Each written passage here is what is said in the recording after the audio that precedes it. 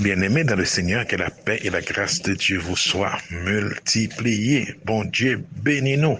C'est avec plaisir que je suis avec vous encore dans le cadre de cette série d'études, la Bible et le corps. Je suis pasteur Constant Claudimir. Au nom de Jésus-Christ de Nazareth, il est en train de revenir. Je vous encourage à tenir sa parole.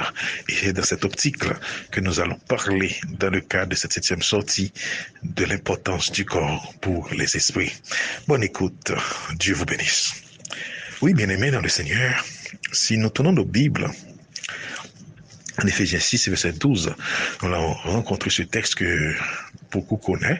Et là-dedans, il est écrit que nous n'avons pas à lutter contre la chair et le sang, mais contre les esprits méchants dans la vie céleste. Paul disait ces paroles aux chrétiens d'Éphèse. Il parle à des personnes qui sont dans un corps et disent que nous n'avons pas à lutter contre nous-mêmes, contre la chair et le sang, mais plutôt contre les esprits impurs. En d'autres termes, Paul veut focaliser notre démarche sur, ou du moins l'objectif de nos luttes, sur les esprits impurs, pas sur les hommes comme nous. Donc, on peut comprendre avec aisance que pour pouvoir lutter contre les esprits impurs, eh bien, il faut qu'on ait dans une chair et qu'on ait du sang. Donc, le sang et la chair constituent le corps humain. Donc, il faut être dans un corps pour pouvoir lutter contre des esprits. Remarquez bien, bien-aimés, ça, c'est une condition sine qua non. Comme on l'a vu dernièrement dans les sorties passées, il n'y a pas d'existence terrestre sans le corps. Mais quelque part d'autre, l'apôtre Paul nous dit que ce corps que nous possédons, il est mort s'il n'a pas d'âme. L'apôtre Jacques nous dit que le corps sans âme est mort. Jacques 2, verset 26. Donc, si le corps sans âme est mort, c'est-à-dire que le corps a servi à l'âme de pouvoir exister sur terre.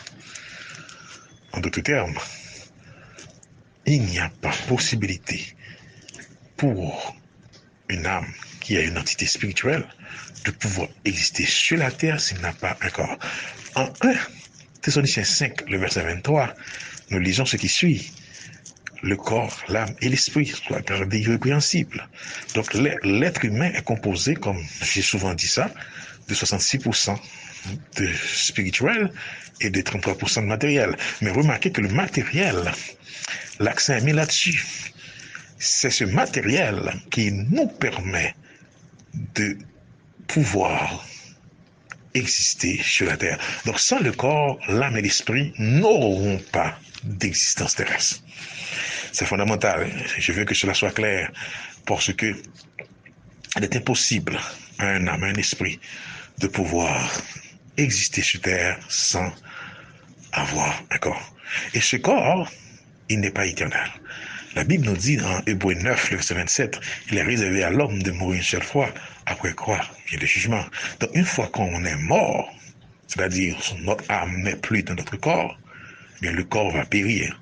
C'est-à-dire l'existence de cette âme-là sur terre est terminée. L'âme ne périra pas, mais le corps périra.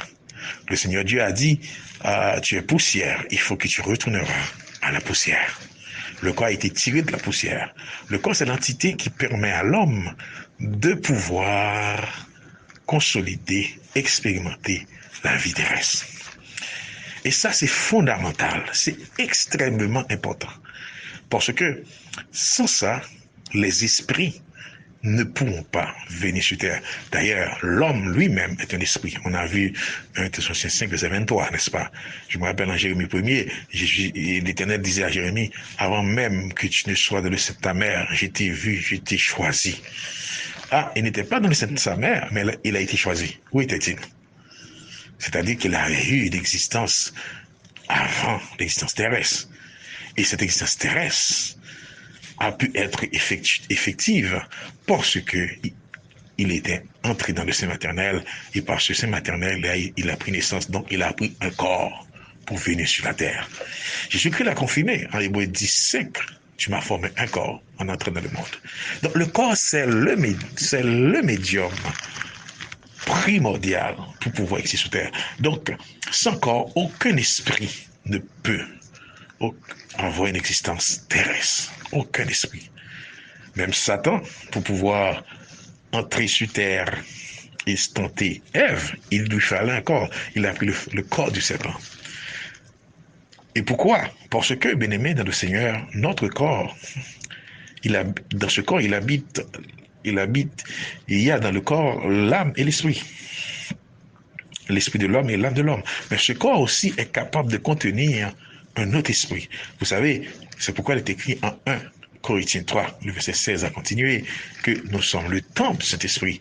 Le Saint-Esprit, l'Esprit de Dieu peut nous habiter. Peut habiter notre corps, même lorsqu'on a déjà un corps, un esprit. Il peut supporter ça. Et c'est pourquoi même les esprits impurs aussi peuvent habiter le corps humain. Le corps humain peut supporter la présence d'un esprit impur. On va approfondir cet aspect dans les prochaines sorties, mais retenez ceci, le corps humain peut contenir un autre esprit, même si c'est un esprit impur. C'est pourquoi la Bible nous dit que les esprits impurs, ils cherchent un corps. Jésus-Christ a expliqué, lorsqu'on cherche un esprit d'un homme, un démon, qu'est-ce qu'il fait? Il va dans un lieu aride, il va revenir pour voir s'il peut entrer dans le corps d'où il a été chassé. Parce qu'il cherche des corps. De même que l'Esprit de Dieu doit habiter nos corps, mais les démons aussi veulent habiter le corps des hommes. Pourquoi? Parce que, bien aimé, le corps, comme j'ai dit tantôt, c'est le seul médium qui permet à un esprit de pouvoir expérimenter la vie terrestre. Vous avez, comme exemple, vous avez peut-être goûté à quelque chose que vous aimez, qui vous donne la sensation d'une douceur dans vos palais. Les papilles gustatives de la langue vous permettent d'apprécier le goût du mets que tu as pris. Mais ce goût-là, une fois que les papilles gustatives transforment ça en influx nerveuse qui traverse la cellule nerveuse pour envoyer ça au cerveau, dans la partie qui détecte les goûts, ok, le goût est identifié. Mais est-ce que vous n'avez pas pensé à ceci, à ce qui suit? Pour pouvoir réellement rendre compte, être pleinement satisfait de ce goût, eh bien, il faut que tu aies une âme. Car c'est dans l'âme qu'on apprécie réellement les choses de la vie. On vous aime, on vous dit des choses, de bonnes choses. Vous êtes ému, vous pleurez.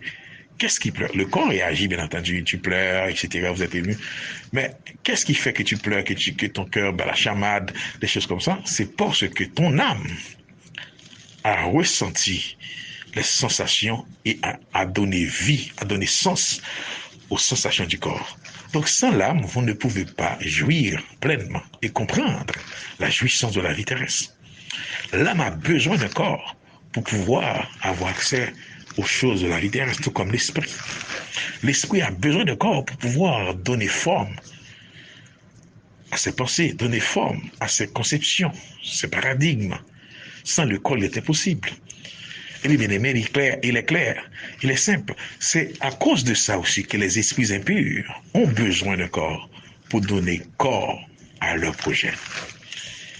Et pour avoir accès à ce corps, en tant qu'esprit impur, vous avez vu en Éphésiens 6:12, nous n'avons pas lutté contre la chair du sang, mais contre les esprits impurs dans la vie céleste. Ils sont dans la vie céleste, il est vrai, mais ils peuvent influencer le monde. Mais pour qu'ils puissent donner corps à leur projet comme esprit, ils ont besoin d'un corps. Et le corps le plus approprié pour eux, c'est pas les démons, c'est pas le corps des animaux, avant tout, mais c'est surtout le corps de l'homme. Parce que cette créature est la couronne de la création. Ils ont besoin de votre corps pour avoir accès à la création et jouir des choses de la création et pouvoir exécuter pleinement leur projet. Tout comme l'Esprit de Dieu a besoin de votre corps. Et c'est pourquoi ces esprits impurs-là vont vous pousser à pécher. Vous voyez pas, bien aimé, actuellement dans le monde, on fait la promotion pour tout ce qui est mauvais. La cigarette, et les drogues, le sexe, la violence, les films, ça parle que de violence. Parce que ces choses-là amènent les gens à pécher. Une fois que les gens pêchent, eh bien, ça amène les démons à leur habiter, à venir habiter le corps. Et les démons peuvent habiter ton corps sans que même que tu le saches. Il n'y a que le Saint-Esprit et la puissance de Jésus-Christ qui peuvent vous délivrer de ces esprits impurs. Parfois, ils sont là, tu ne sais pas, même pas. Tu fais les choses et tu penses que c'est normal. Mais l'Esprit de Dieu peut les révéler et les chasser. Et ce qui manque à l'Église actuellement, nous avons besoin de ça. Nous n'avons pas besoin de littérature, de diplôme avant tout. Nous avons besoin avant tout de la puissance de l'Esprit de Dieu. Donc le corps, c'est le médium par excellence pour qu'un esprit, n'importe lequel, puisse avoir accès aux choses matérielles.